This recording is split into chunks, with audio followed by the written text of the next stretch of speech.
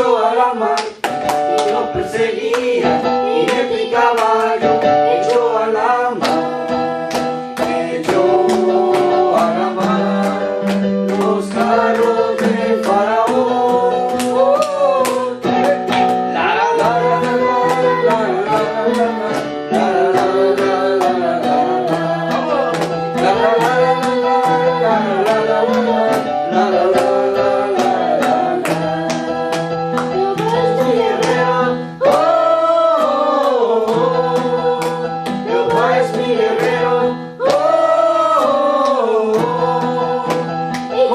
alabanza pegaré, es mi guerra si no era de Dios, con su trompeta sonaré. Es mi guerra si no era de Dios, con fuerte y alta voz yo gritaré. Jehová es mi guerrero,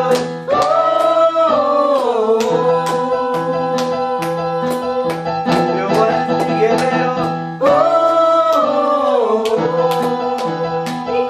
Alabanza pegaré, pues no es mi guerra sino la de Dios, con su trompeta sonaré.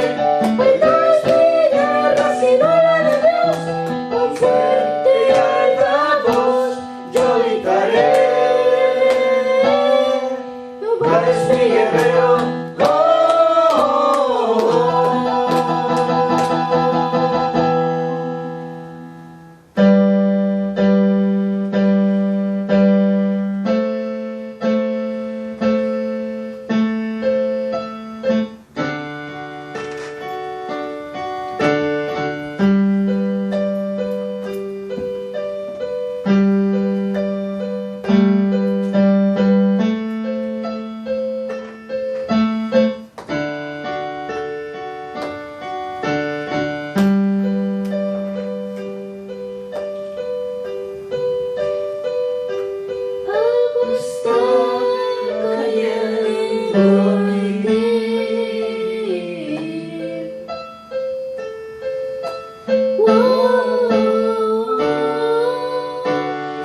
Gloria sobre mí.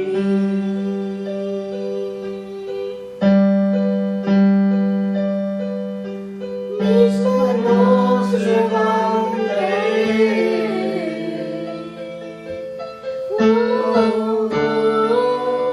y su gloria tocaré.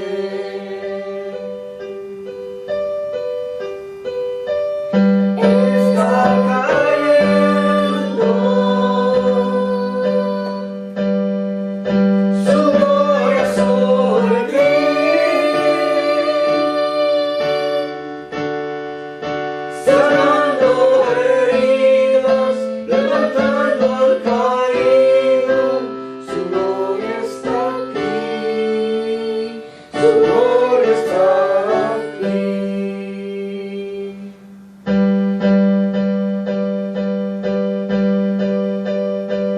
Algo está cayendo aquí.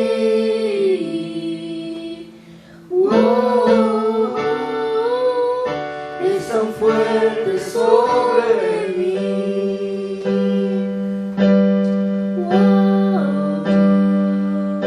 Mis manos levantaré,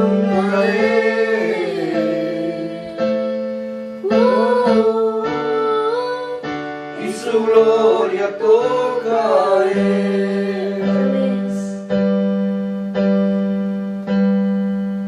Algo está cayendo aquí.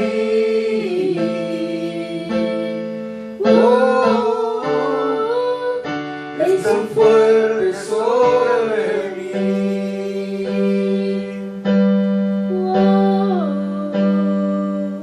Mis manos levantaré,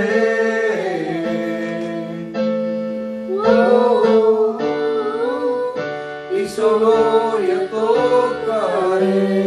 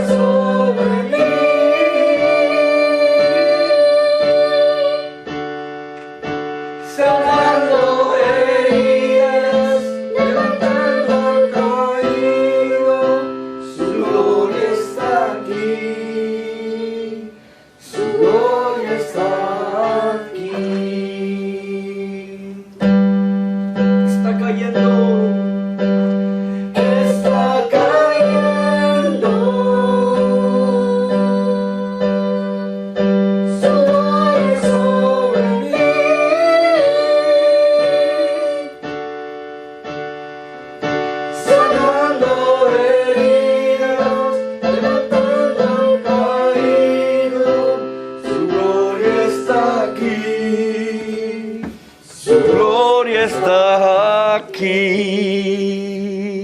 Gloria al Señor, Dios les bendiga.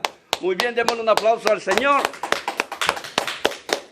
Gracias, hermano Henry, por esas alabanzas que son para el Señor. Estamos en la casa del Señor, miércoles de estudio bíblico. Miércoles de estudio bíblico. Amén. Muy bien, este estudio de hoy está un poquito extenso, así es que nos vamos a ir rapidito a Hechos capítulo 1. Hechos capítulo 1. Le agradecemos por estar pendiente de este estudio bíblico para que siga el hilo, para que siga la secuencia de lo que estamos haciendo. Porque cuando uno está estudiando tiene que mantener un ritmo, así es de que le agradecemos que lleve una secuencia, que lleve el ritmo de lo que estamos aprendiendo del Señor. Tratamos de explicar lo mejor que podamos de este libro, porque es así como el Señor nos manda a ser discipulados estudiando su palabra, ¿verdad? Así es de que no olvides estarnos sintonizando. Lo más probable es que este video esté subiendo este siguiente el jueves, mañana, por la mañana, y usted va a tenerlo en el YouTube y puede suscribirse al canal y seguir los estudios bíblicos de su iglesia. Seguimos orando por la situación, seguimos pendientes de todo lo que está pasando. Amén. Pero el Señor es fiel y sigue con su cobertura sobre nosotros. Bien, vayamos entonces a Hechos capítulo 1 y vamos a leer. Vamos a leer los versículos del 12 al 26.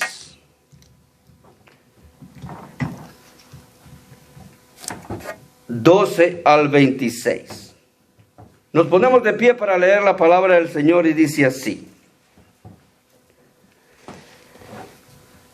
Entonces volvieron a Jerusalén desde el monte que se llama del Olivar, el cual está cerca de Jerusalén, camino de un día de reposo. Y entrados subieron al aposento alto, donde moraban Pedro y Jacobo, Juan, Andrés, Felipe, Tomás, Bartolomé, Mateo, Jacobo, hijo de Alfeo, Simón el celote y Judas, hermano de Jacobo. Todos estos perseveraban unánimes en oración y ruego con las mujeres y con María, la madre de Jesús, y con sus hermanos. En aquellos días Pedro se levantó en medio de los hermanos, y los reunidos eran como 120 en número, y dijo: varones hermanos, era necesario que se cumpliese la escritura en que el Espíritu Santo habló antes por boca de David acerca de Judas, que fue guía de los que prendieron a Jesús, y era contado con nosotros y tenía parte en este ministerio. Este pues, con el salario de su iniquidad, adquirió un campo, y cayendo de cabeza se reventó por la mitad, y todas sus entrañas se derramaron. Y fue notorio a todos los habitantes de Jerusalén, de tal manera que aquel campo se llama en su propia lengua Aceldama, que quiere decir campo de sangre, porque está escrito en el libro de los Salmos: sea hecha desierta su habitación, y no haya a quien more en ella, y tome otro su oficio. Es necesario pues que de estos hombres que han estado juntos con nosotros todo el tiempo que el Señor Jesús entraba y salía entre nosotros, comenzando desde el bautismo de Juan hasta el día en que de entre nosotros fue recibido arriba, uno se ha hecho testigo con nosotros de su resurrección. Y señalaron a los dos, a José llamado Barsabás, que tenía por sobrenombre Justo, y a Matías. Y orando dijeron: tú, Señor, que conoces los corazones de todos, muestra cuál de estos dos has escogido, para que tome la parte de este ministerio y apostolado de que cayó Judas por transgresión, para irse a su propio lugar. Y les echaron suertes, y la suerte cayó sobre Matías, y fue contado con los 11 apóstoles. Oremos. Padre, bendice tu palabra, te damos gracias, Señor, por ella, y esperamos que en este momento, Señor, tú nos instruyas con el poder de tu Espíritu Santo, y nos abra la mente y el corazón para entender las verdades tan maravillosas que contiene, Señor, los dichos de tu boca en este libro precioso. En el nombre de Jesús oramos. Amén y amén. Pueden tomar asiento. Recordemos que estuvimos el miércoles pasado recordando o hablando acerca de la ascensión de Jesús, y entre los temas importantes que estuvimos tocando era darnos cuenta cómo esa ascensión de Jesús era como una base fundamental del cristianismo, porque eso caracteriza al cristianismo, porque el Cristo vivo ascendió a los cielos en un cuerpo dignificado, glorificado. Amén. Y es el vivo ejemplo de que Él va a volver por nosotros de la misma manera, y que tanto la iglesia también va a estar en la presencia del Señor de la misma manera. Hoy hemos leído bastantes versículos, así es de que vamos a tratar de correr porque tenemos bastante de qué hablar. En este pasaje encontramos algunas cosas sobresalientes, como son la lista de los apóstoles que usted escuchó ahí. También encontramos el fin de la vida de Judas, el traidor, Judas Iscariote, y la elección de Matías, el que iba a suplantarlo. Muy bien, este es el bosquejo, el resumen de lo que vamos a encontrar en todo este relato. Vámonos, si usted se fija en el versículo 12, donde hemos empezado el día de hoy, si usted se fija en el versículo 12, nosotros vamos a empezar hablando de una vez de lo que dice este pasaje. Mire lo que dice que entonces volvieron ¿a dónde? A Jerusalén, desde el monte que se llama del Olivar, el cual está cerca de Jerusalén, camino de un día de reposo. Así es de que, si vamos dando un panorama, estos apóstoles habían visto la ascensión de Jesús en el monte del Olivar y regresaron a Jerusalén, ¿verdad? Y dice que la distancia era como un día de reposo. Esto era aproximadamente un poco más de 1 kilómetro, como 1.20 kilómetros de distancia. No estaba tan lejos, ¿verdad? Eso era lo que significaba un día de reposo. Realmente no era todo un día, sino era unas buenas horas de distancia que debían de caminar. Muy bien. Entonces, este monte del Olivar es el mismo monte de los Olivos. Muy bien, el mismo monte de los Olivos. Muy bien. Ahora vámonos al versículo 7, donde dice el aposento alto. Y aquí es donde vamos a ir tomando un poquito tiempo en los detalles más sobresalientes. Vamos a hablar del aposento alto. Este aposento alto, póngame atención, las casas de Jerusalén tenían una segunda planta, tenían una azotea, o lo que llamamos nosotros una terraza, ¿verdad? Tenían allá arriba, allí en esa terraza, en esa azotea, adecuaban una habitación. Podría ser sencilla, que venía desde parecer una tienda a una habitación bastante bien adecuada, ¿verdad? Bien amueblada, bien adornada. O sea, venía de ser sencilla de acuerdo a las condiciones de la familia, ¿verdad? Es así como ellos preparaban el aposento alto, que le llamaban, y iban de lo más sencillo a lo más cómodas y amplias. Se ocupaban para orar y meditar, y para meditar en las Escrituras, y para algunos quehaceres. Quienes más visitaban estas casas eran las mujeres con diferentes quehaceres, y toda la familia lo ocupaba sobre todo para apartarse a orar. Recuerde que ellos siempre estaban escogiendo un día, una hora del día, para dedicarse a la oración en la religión judía. Además de esto, esta habitación casi siempre permanecía vacía. Era usada eventualmente cuando necesitaban hacer lo que necesitaban, pero cuando venía alguien a visitar la casa, esa era la habitación de los huéspedes. Entonces, por eso es que algunas familias tenían muy bien equipada esta habitación, muy bien amueblada esta habitación, porque la ofrecían como una casa para los huéspedes, como una habitación especial. Ahora, esta habitación tenía la peculiaridad de que tenía una escalera exterior. Usted sabe que las casas aquí tienen una escalera adentro, ¿verdad? Bueno, este aposento alto tenía en la construcción general de la ciudad, tenían su propia escalera exterior, acceso exterior al aposento alto, por fuera de la casa, privado solo para el aposento alto. Entonces, solía entonces servir de refugio para algunas personas por algún tiempo y luego se iban. Ya sabe usted que el pueblo en este periodo bíblico era muy, ¿cómo se llama?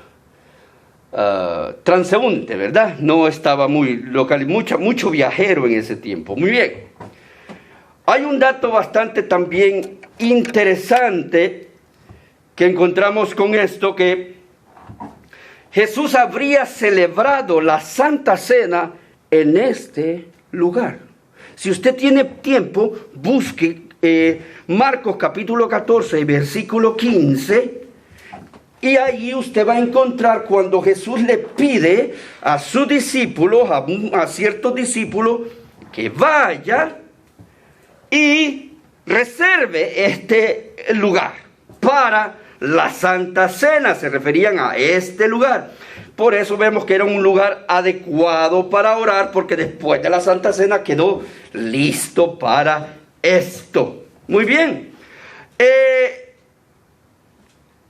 Otro detalle también que me parece importante mencionarles es que antes del año 300 las sinagogas no tenían un lugar específico como nosotros tenemos, como las mismas sinagogas que tienen un edificio para ellos.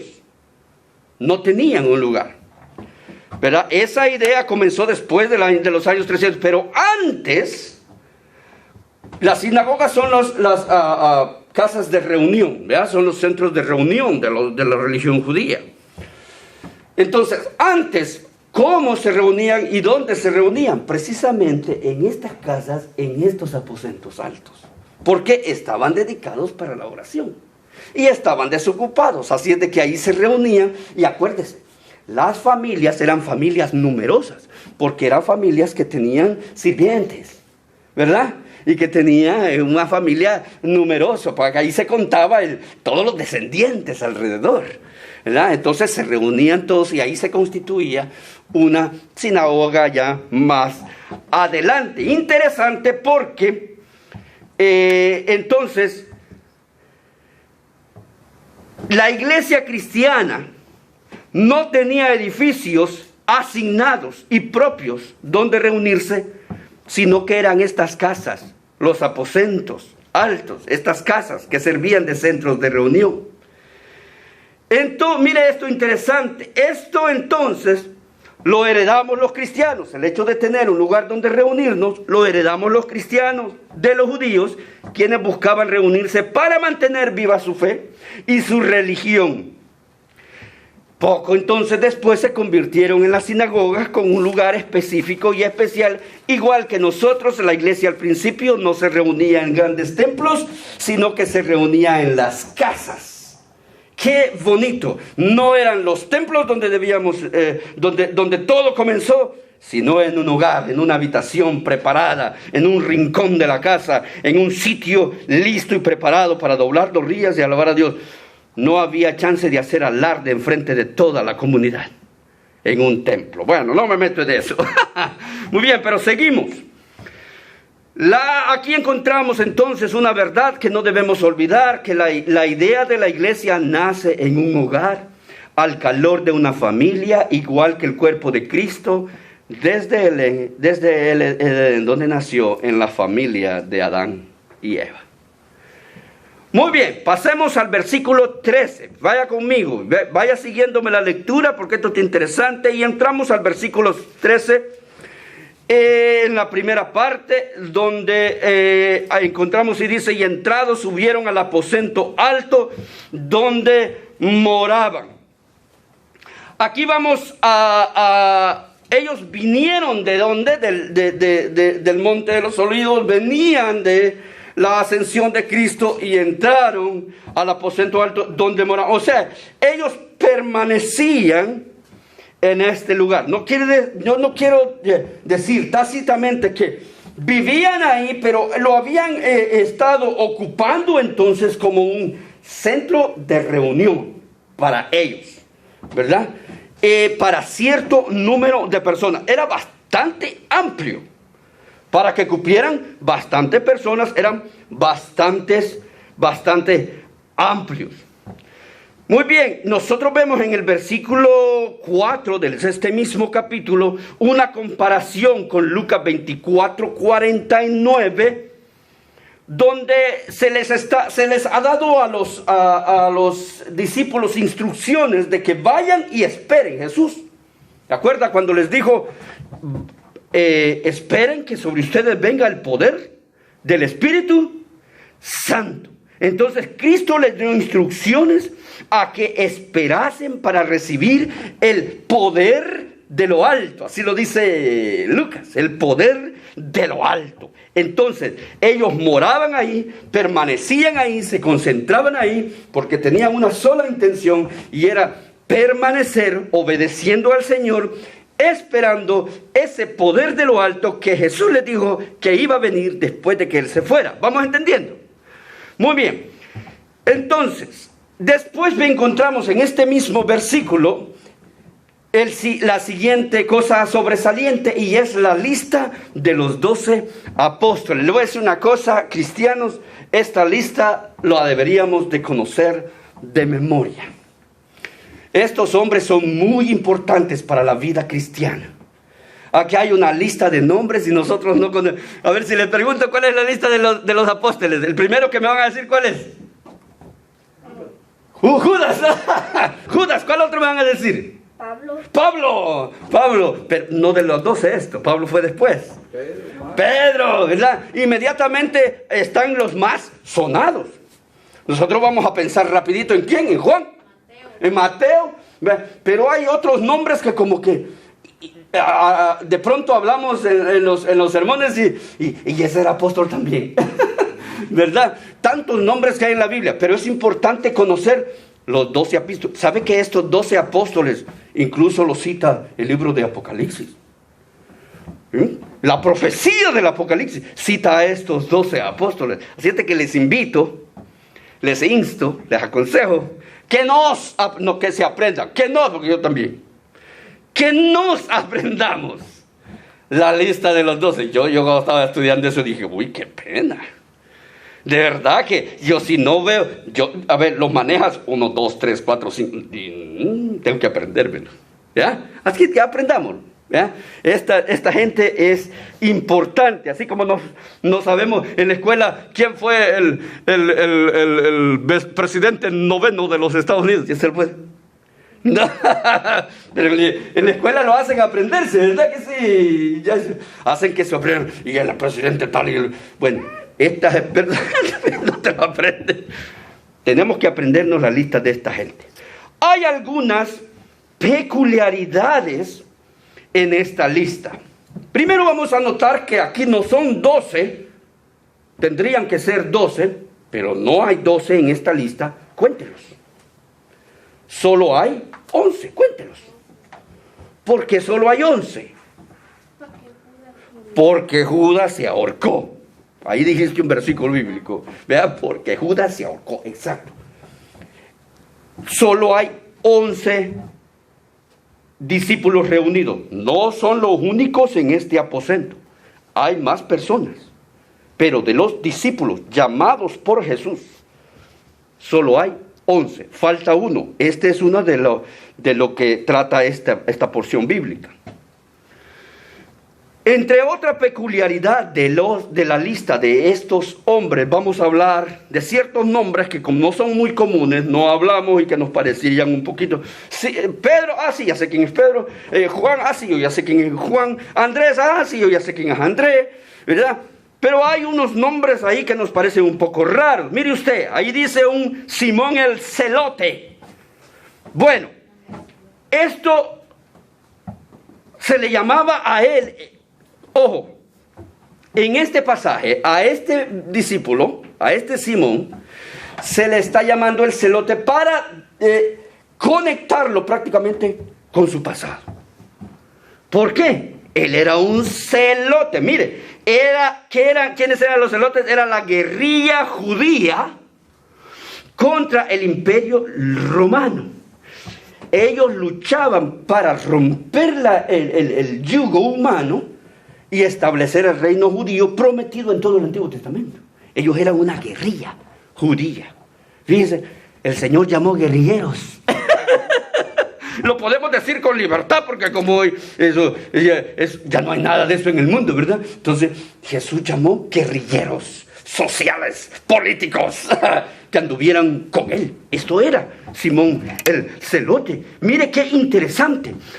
Jesús, en la lucha de estos hombres era con armas para establecer el reino. Ellos tenían la idea de David, ellos tenían la idea de los guerreros, de pelear para establecer el reino, porque era la única manera, ¿verdad?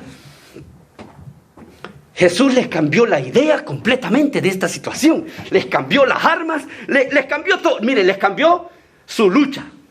Les cambió el reino que iban a establecer porque ellos pensaban que era ahí. Y les cambió sus armas también. ¿Qué les dio? ¿Qué eran las armas de ellos? Cuchillos. ¿Se acuerda cuando Pedro la espada y le sacó la oreja ¿ya? Le cambió esas armas. ¿Y cuáles son las armas de Jesús para establecer su reino? Para llevar a cabo su lucha. ¿Cuál es? La palabra, la oración, ¿verdad? Esas son las armas del cristiano. Jesús le enseñó en Getsemaní a todos una nueva idea, una idea diferente, la idea cambiar la violencia por el amor y el perdón para establecer el reino de los cielos. Así es de que ahí era llamado todavía Simón el Celote, pero después de eso, de haber recibido el poder del Espíritu Santo, se tenía que llamar diferente, porque cambió su pasado. Muy bien, otra peculiaridad la encontramos en la misma lista, y allá hablamos de un Judas, hermanos de Jacobo. Dice ahí, mírelo, ahí dice abajo, y Judas, hermano de Jacobo. Bueno, en el original griego, en la traducción original griega, lo encontramos como Judas de Jacobo, nada más. No dice ni hermano, no dice ni hijo, no dice ni nada. Solo dice Judas de Jacobo. En la versión Reina Valera, nosotros como esta que tenemos aquí, encontramos que dice Judas, hermano de Jacobo, pero en la nueva versión internacional lo encontramos como Judas, hijo de Jacobo. Bueno, ¿por qué esta controversia o por qué estoy mencionando esto? Hermano, ¿eso es trascendental? Bueno, quizá no mucho, pero se lo menciono para que entendamos un poquito. Que decir hermano de Jacobo era demasiado generalizado, ¿verdad? Porque habían tantos Jacobos con que se podían distinguir con este título de hermano de Jacobo. Muchos personajes bíblicos podían entrar en esta controversia. Sin embargo, al decir hijo de Jacobo, la controversia se reducía y se especificaba más la persona. ¿Por qué? Un padre no podía tener 25 hijos, pero sí 1, 2, 3, ¿verdad? Podía tener más, bueno, no quiero citar a algunas personas, no podían tener tantos hijos. Entonces reducía la controversia de quién era, ¿verdad? Y el número de personas que podían llamarse Judas, hermano de Jacobo, se reducía a Judas, el que era hijo de Jacobo. Así es de que es cuestión de la traducción. No es tan trascendental, pero se lo quería mencionar. Bien, vámonos al versículo 14 corriendito. Estos perseveraban unánimes en oración y ruego con las mujeres y con María, la madre de Jesús, y con su hermana. Primero perseveraban ¿en qué? No perseveraban atemorizados, no perseveraban huyendo, no perseveraban chambreando, no perseveraban comiendo, no perseveraban. La Biblia resalta cómo es que ellos perseveraban, y dice que perseveraban en oración y ruego. Mire qué característica de todo aquel que sigue al Señor Jesucristo. Su vida la permanece, o nuestra espera por Cristo la permanecemos en oración y ruego, no despreocupados, sino siempre conectados con el Señor. Las mujeres que acompañaron a Jesús en su ministerio, es esta de las que está hablando Jesús aquí. Era algo importante que quiero notar, es que estas mujeres eran muy importantes porque eran las que básicamente sostenían el ministerio de Jesús económicamente, hermanos. Y no solo eso, atendían a los hombres de la congregación. ¿Quiénes eran las que siempre estaban lavando y haciendo el arrocito? Las mujeres, atendiendo a ese montón de hombres, ¿verdad? Había pan. ¿Quién estaba cocinando el pan? Las mujeres. Entonces las mujeres eran sumamente importantes en la casa. Nunca tomaron una posición más allá que la que les correspondía y la desempeñaban bien. Era una posición de honra y mucho respeto, de mucha admiración el ministerio de las mujeres. Así es de que porque una mujer no puede estar en el púlpito dirigiendo una congregación, no es menos que un ministro, porque tienen su posición, ¿verdad?, en la congregación del Señor. Así es de que ahí estaban las mujeres, entre ellas estaba la madre de Jesús. Ahora, este versículo demuestra que Jesús, ojo, oído, sí tenía hermanos, ¿o no? Léalo conmigo. El 14, de abajo. Y con María, la madre de Jesús, ¿y con quién dice? Con sus hermanos. ¿Jesús tenía hermanos? Sí, Señor, tenía hermanos, ¿verdad? Para serle franco, eran medio hermanos de Jesús. ¿Por qué? Porque Dios era su padre, pero los otros hermanos de Jesús, los otros hijos de María y de José, eran de María y de José, no de Dios. Entonces eran medio hermanos de Jesús. La Biblia no se mete a la dificultad de que si era medio hermano o no era medio hermano, simplemente los llama hermanos. Así es de que si alguien le dice y unigénito hijo de Dios, pero respecto a María y a Juan, a María y a José, él era el primogénito hijo del matrimonio, pero no era el unigénito, porque ellos tenían más hijos. ¿Entendieron eso? De Dios, Jesucristo es el unigénito y el primogénito, el único y el primero. De María y a José solo es el primero, pero no es el único, porque hay más. Tenía hermanos y tenía hermanas. Más adelante lo podemos estudiar, o nos vamos a tomar un tiempo para estudiar, porque a veces eso causa controversia. Entonces aquí, que ya pasaron los evangelios, aquí los hermanos ya se habían convertido, ya le creían a Jesús y ya lo seguían. Mira qué raro, al principio no lo seguían. Fíjense que si nosotros nos vamos a Juan en el capítulo 7, ahí vemos que dice la Biblia que ni sus hermanos creían en él, ¿verdad? Y además dice la Biblia que en una ocasión dice que le dijeron, no te preocupes, no, él está loco, y se lo llevaron para encerrarlo, para que no se metiera en problemas con las autoridades. No le creían los hermanos que Jesús era el Hijo de Dios y que todo lo que estaba diciendo era verdad. Así es de que hasta quisieron encerrarlo un día, pero ahora son convertidos. ¿Por qué son convertidos ahora? Bueno, lo que todos suponemos es por lo siguiente. Lo que todos suponemos que ahora ellos están convertidos al ver que todo lo que Jesús dijo era verdad. Jesús les dijo que resucitaría. ¿Y qué pasó? Resucitó. Qué interesante. Entonces dijeron ellos, sí, todo lo que dijo era verdad. Bueno, ahora entonces, movidos por la resurrección de Jesús, estos hermanos se convirtieron. Uno de ellos, lo quiero mencionar, Jacobo, es el mismo que nosotros llamamos Santiago. Es el que escribió la epístola de Santiago. Este era medio hermano de Jesús. Hechos lo llama Jacobo simplemente, ¿verdad? Y no está aquí en la lista. Esto, recuerde, no es de los que Jesús llamó. Este vino después, pero con tanta convicción al ver que Jesús había resucitado. Muy bien, vámonos al versículo 15, rapidito, 15. Mire lo que dice, otro día, este ya era un nuevo día, ya estaban reunidos, ya habían cenado, y al día siguiente se reunieron, o sea, vinieron los 12 y allí se juntaron más gente, reunieron ya una buena cantidad de hermanos. No era el total de la membresía de la iglesia, pero eran muchos hermanos de Jerusalén, escucharon que estaban en el aposento alto y se fueron a visitarlos.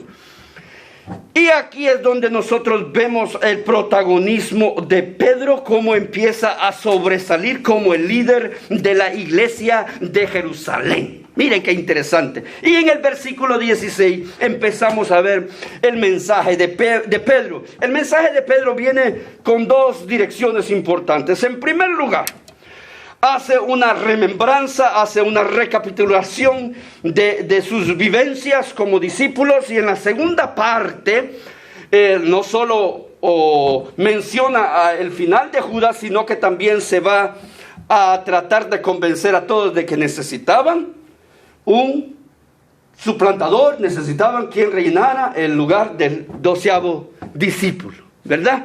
Muy bien. Entonces hay algunos detalles que lo empezamos a ver desde a partir del versículo 8. Ya voy corriendo porque es bastante versículo. En primer lugar, nosotros nos damos cuenta que Judas había devuelto las monedas de la traición, así de que él no pudo comprar el lugar. ¿Verdad que sí? El 18, mira el 18. Y este pues con el salario de su iniquidad adquirió un campo y cayendo de cabeza. Él no lo adquirió. Personalmente Judas no fue a comprar ese campo. ¿Cómo Judas obtuvo ese campo? Sencillo. Judas se arrepintió de lo que había hecho, entregando a Jesús, y agarró las monedas y se las tiró a los sacerdotes. Y los sacerdotes, con ese precio de las monedas, compraron el campo donde Judas se ahorcó. Ahora, ¿cómo se ahorcó? Dice aquí que se ahorcó, se cayó y se reventó. Y dice que todas sus entrañas se esparcieron.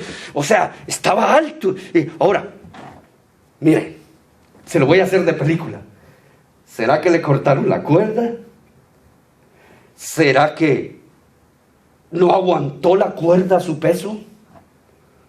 ¿Será que después de que se ahorcó, alguien lo vio colgado y lo cortaron y lo dejaron caer, y al caer se reventó? ¿Verdad? Mire, hay tantas versiones en las películas de Hollywood que la cosa es que aquí dice la Biblia que se reventó. Una muerte. ¿Y por qué? Hermano, pero ¿por qué estás diciendo eso? Suena bien feo. Porque así de grotesca, de grotesco, de horrible, es el final de un pecado y de una traición. Así suena. Así que se venía cayendo. No, él estaba colgado. Ajá. Y se cayó de la cuerda. Y cuando cayó al suelo, se reventó. No venía rodando ni un solo. ¡Pla! Ustedes han visto una persona que cuando hay un incendio y se rompe un edificio. ¿Ya? Y a nosotros nos gusta el sensacionalismo, por eso que cuando estamos hablando de eso, estamos diciendo, se reventó imaginándonos al muerto destripado. Oh, así que no se ahogó como en... Se ahorcó primero, se ahorcó primero. Y después de ahorcarse, seguramente después de ahorcarse, y yo no, hubo un predicador que estaba diciendo el otro día, y esto me pareció interesante, dice, Judas era tan cobarde, pero tan cobarde, que cuando ya se estaba muriendo porque se había colgado y se estaba ahorcando, pataleó tanto que ya no se quería morir, que la cuerda se reventó y se ahorcó. Que se quebró la rama y se ahorcó. Dijo el predicador, me pareció interesante la imagen. Era tan cobarde, pataleó tanto que rompió la cuerda o rompió la rama y se cayó. Así es de que si no se murió de la colgada, se murió del tortazo que tuvo ahí abajo, ¿verdad? Entonces, bueno, esa es una alegoría nada más. Entonces, vaya usted a saber si se rompió la cuerda, alguien le cortó la cuerda, solo Dios lo sabe, ¿verdad? Ahora, Lucas, lo interesante de esta parte, de este versículo, no es el sensacionalismo, sino que Lucas describe las grotescas consecuencias del suicidio. Si la muerte en sí es ya horrenda de por sí, imagínense cuánto más horrible es suicidarse. ¿Da cuenta? Cuanto más terrible es quitarse la vida por uno mismo. Ahora recuerde que para los judíos, ya siguiendo con el versículo y cayendo, dice, esto pues con el salario de su iniquidad crió un campo. Ahora, este se murió en ese campo. Ahora recuerde que para los judíos, donde había un muerto era un lugar inmundo, ¿verdad? Era un área inmunda porque la muerte había llegado ahí. Y ellos eran muy místicos en eso, ¿verdad? Muy cuidadosos de esas cosas. Y donde había un muerto era un lugar inmundo. Entonces los sacerdotes dijeron, este lugar ya nadie, hasta el nombre tenía ahí de la persona que era el dueño de ahí, fíjese. Y dijeron, este lugar ya nadie lo va a querer. Ya no va a producir nada porque todo el mundo va a reconocer que allí se murió el traidor, ¿verdad? Que allí se destripó y se derramó en toda la tierra. Entonces nadie va a querer esa tierra. Entonces los sacerdotes la compraron y lo designaron para que fuera el cementerio de los gentiles y de los extranjeros. Para eso ocuparon este lugar y quedó ahí, inservible para cualquier otro oficio que no fuera para seguir enterrando muertos, ¿verdad? Vámonos al versículo 19. Ahí encontramos una palabra muy interesante, y es la palabra donde dice, y fue notorio a todos los habitantes de Jerusalén de tal manera que aquel campo se llama en su propia lengua Acéldama. Se le da un nombre al campo. ¿Qué quiere decir la palabra Acéldama? La Biblia lo dice, quiere decir campo de sangre, haciendo referencia a lo que de lo que había pasado. Son otras palabras. Este cementerio se llamaba el cementerio Acéldama, ¿verdad? Porque era utilizado para eso. Ahora, ¿por qué usar esa palabra? Recuerde que hemos dicho que Lucas era muy cuidadoso en muchos detalles. Él estaba contando todo esto a un gentil, ¿verdad? Teófilo. Entonces él era muy cuidadoso en los detalles que estaba usando, muy cuidadoso. Así es de que está dejando claro que la lengua que Pedro hablaba, ¿cuál era? Arameo, porque este es un vocablo arameo.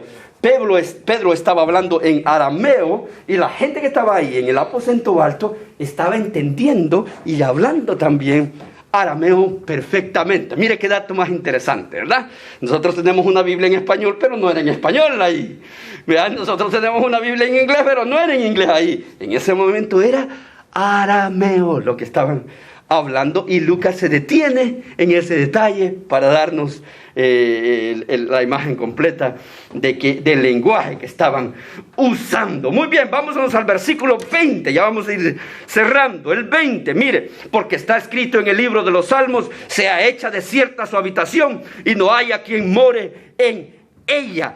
Y dice, y tome otro su oficio. Aquí está citando dos salmos. Si usted tiene tiempo de buscar el Salmo 69:25 y el 109:8, está Pedro usando la Biblia. Esto es algo interesante. Un hijo de Dios siempre basa toda su idea, todo su discurso, toda su opinión en la palabra de Dios.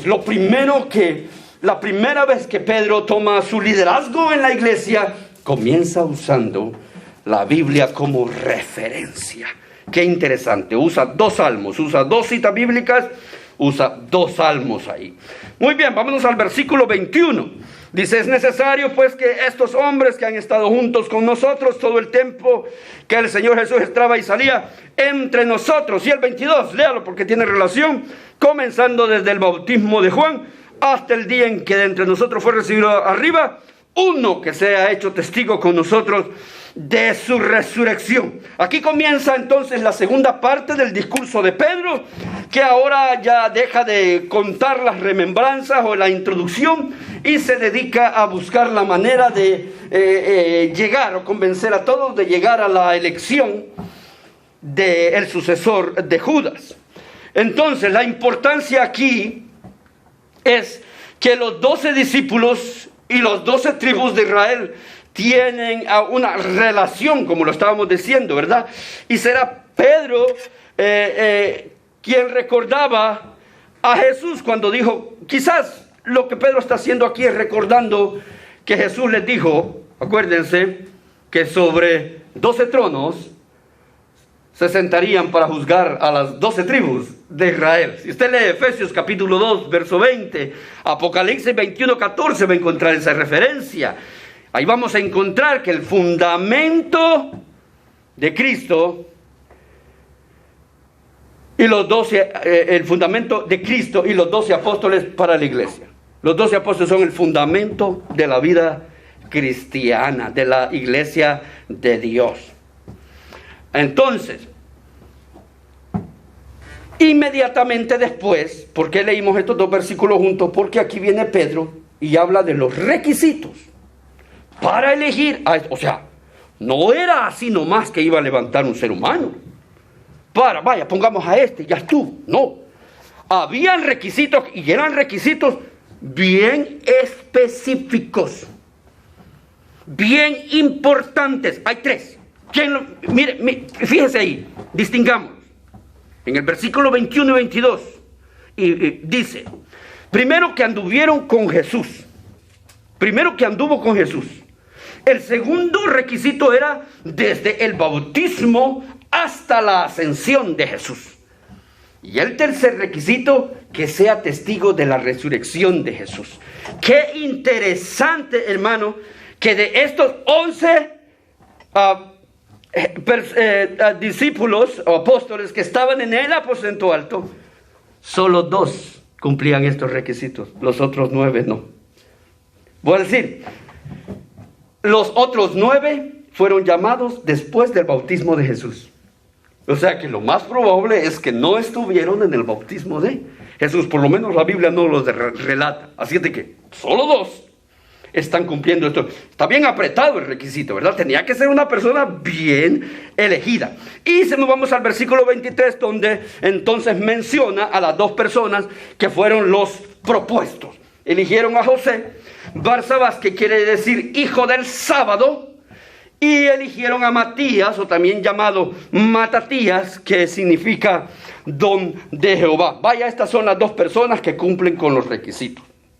Vamos a votar por estas 2. Esos eran los 2 candidatos políticos de ese momento. Muy bien, y llegamos al versículo 24, y dice, y orando dijeron, ojo, en el 26 va a decir que echaron suertes. Pero en el 24 está diciendo que ellos oraron. En otras palabras, ellos estaban pidiendo que se hiciera la voluntad de Dios. ¿Verdad? Hermano, esto echar suertes era una costumbre judía. Era una costumbre de ese entonces. Nosotros encontramos historias como en el Éxodo capítulo 28 verso 30, donde se habla, es más, como se repartieron las tribus de Israel, fue también echando suertes a ver quién le iba a tocar. Entonces, no era echar suertes de la manera como nosotros lo conocemos. No, señor, no era de esa manera.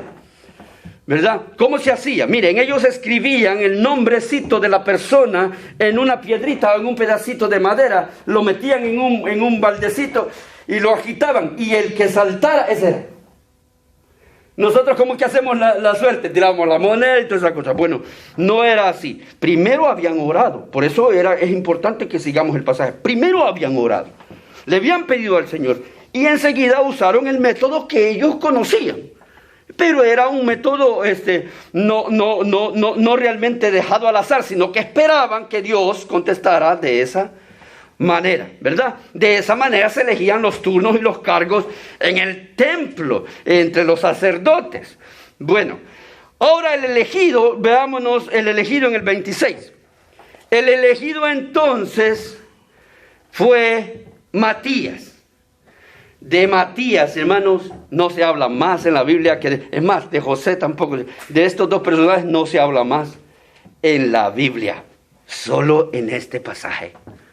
Pero ellos siguieron, formó parte de los 12 y siguieron adelante. Ojo, hermanos, para lo que me decía aquí el hermanito, Pablo llegó a ser el 13º discípulo del Señor, ¿verdad? Pero no desplazó a Matías, exacto. Matías siguió siendo parte de la lista de los 12, hasta siempre. Pablo no desplazó a Matías. Porque esta suerte no fue al azar, ni fue... Algunos dicen, esta fue una elección humana y la elección de Pablo fue una elección divina. Mire, véalo como usted quiera verlo, pero ninguno desplazó al otro porque los dos tenían la bendición de Dios. Ahora, es que el propósito de cada uno era diferente. Tenía que completarse la lista de los judíos, 12 apóstoles, dirigida a su pueblo, para juzgar a su mismo pueblo. Y ahora apareció de más adelante, y por eso no lo quiero tocar tanto, solo quiero mencionarlo, apareció Pablo para extender el ministerio hacia los gentiles. Entonces nos vamos a quedar hasta aquí. Entonces vamos a hablar de 3 verdades. ¿Qué le pasa a los infieles? Terminan como Judas. ¿Qué le pasa a los fieles como Matías? Que aunque no sabemos nada de él, pero allí estuvo presente. Entró a la lista porque su fidelidad le pagó. Que Dios no te haya dado un título no significa que no tienes que seguirlo y llevar a cabo su misión.